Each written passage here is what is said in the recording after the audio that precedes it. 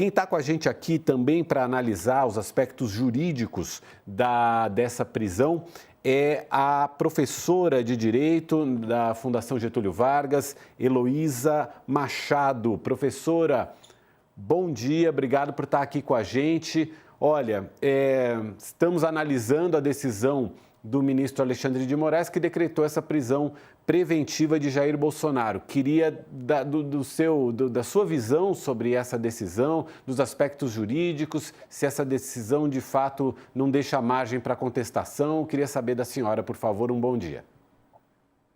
Olá, bom dia, é um prazer estar aqui com vocês.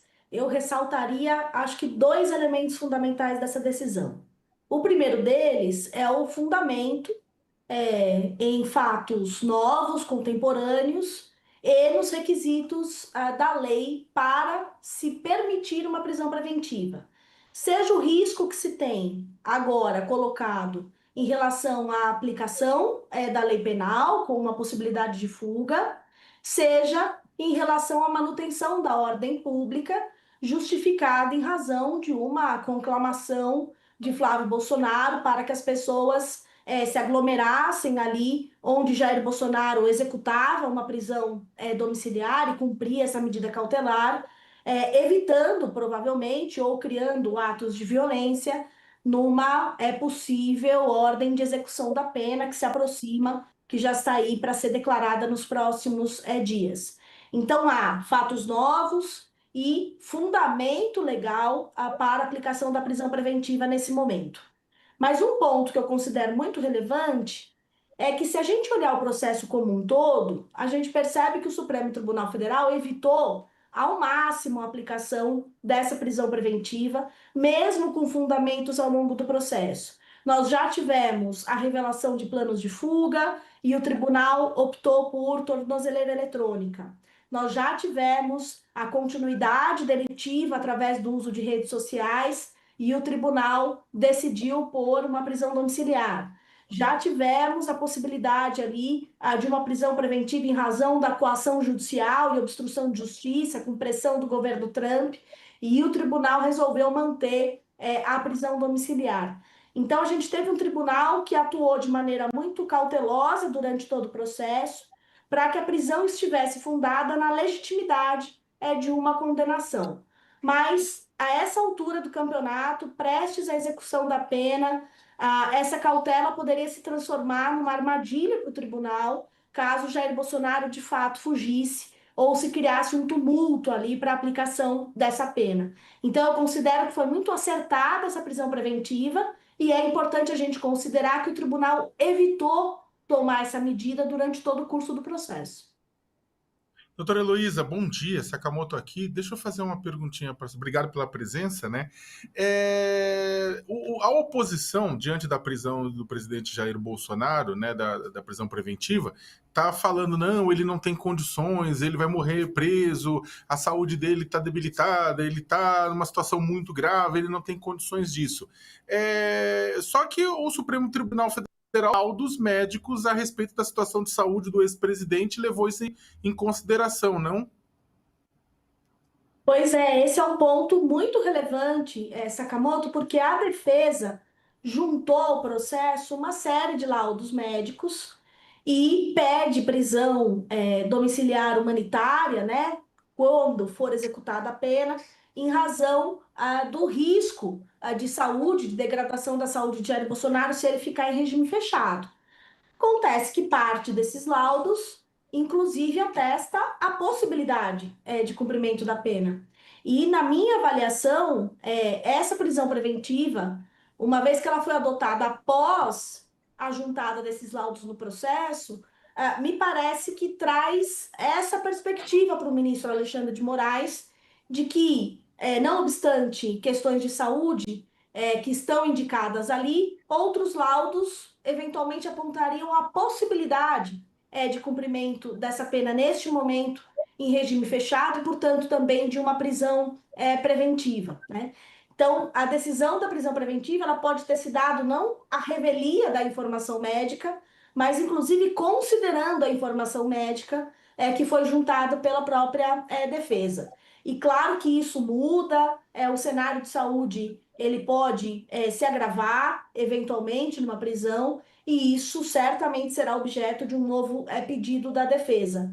Mas é importante levar em consideração que, para esse momento, talvez isso já tenha sido considerado e afastado de plano, inclusive com uma decisão agora proferida pelo Alexandre de Moraes, de que nem vai considerar a avaliação de uma prisão domiciliar humanitária agora, porque é o momento de se discutir essa prisão preventiva.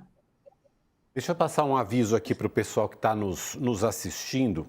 Deixa eu até pegar aqui rapidinho, que é o seguinte, para você que está acompanhando a programação do canal UOL, o jogo do Campeonato Paulista, do Paulistão Feminino, entre São Paulo e Corinthians, vai ser exibido daqui a pouquinho, a partir das 10 horas e 50 minutos, no UOL Play e no YouTube do UOL Esporte, tá? Então, daqui a pouquinho tem Paulistão Feminino, São Paulo e Corinthians, a partir das 10h50 da manhã, no UOL Play e no YouTube do UOL Esporte. Para você que é fã de esporte, pode ir lá conferir. E a gente segue aqui, são 10 horas e 48 minutos, a gente segue ao vivo nessa manhã de sábado, na cobertura especial da prisão preventiva do ex-presidente Jair Bolsonaro. Carla, Dani, vocês têm perguntas para a professora Heloísa Machado?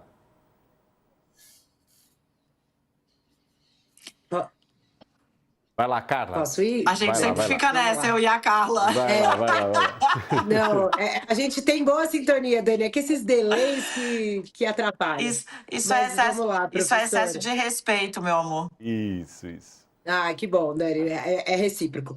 Professora, a gente viu aí, né, ao longo desse processo todo, o presidente Jair Bolsonaro usar a questão de saúde, teve essa negativa da prisão domiciliar humanitária já. Os aliados do ex-presidente Jair Bolsonaro que falavam já dessa iminente prisão diziam, olha, o Alexandre de Moraes quer uma foto, quer essa foto do Bolsonaro sendo preso e depois vai acabar soltando ele no que aqui em Brasília estavam falando até nos bastidores em precedente Collor.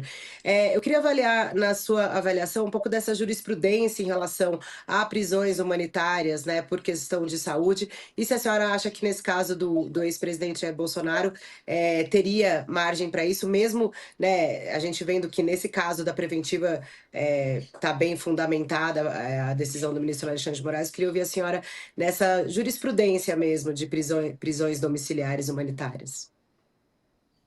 Claro, o Supremo Tribunal Federal ele tem uma jurisprudência bastante firme em analisar a possibilidade de concessão de prisão domiciliar para condenados que não tenham condições de ficar em regime fechado, em que isso vai significar ou a interrupção de um determinado tratamento, a impossibilidade de eventualmente receber algum tipo de medicação ou de qualquer outro tratamento que seja recomendado, né? Lembrando que num sistema prisional fechado, os médicos, os condenados continuam com acesso à saúde, à assistência médica, mas em alguns casos isso se torna inviável. E para esses casos, o tribunal considera a possibilidade de uma conversão ali em prisão domiciliar, justamente para que se possa ter esse tratamento médico. No caso do Collor, o que a gente viu foi uma decisão baseada, sobretudo, num diagnóstico de Parkinson avançado e a impossibilidade de, em regime fechado, ter um tratamento e a possibilidade de se locomover, de praticar os atos ali normais da vida. E foi concedida essa domiciliar humanitária, vamos dizer assim. Não é impossível que isso aconteça também com Jair Bolsonaro, mas isso vai passar por um grande escrutínio ali, não só de Alexandre de Moraes, como dos outros ministros também, justamente para que seja algo real, né, verdadeiramente vinculado a uma questão de saúde, e não como uma mera estratégia de defesa para impedir o recolhimento num estabelecimento prisional. Então, o que me parece nesse cenário de agora, né, e no contexto todo, né, de Jair Bolsonaro, que há alguns anos atrás estava concorrendo à presidência da República, demonstrava uma boa saúde para isso, de que não será tão simples apresentar esse argumento de saúde nesse momento, né? Acho que haverá bastante cautela e desconfiança.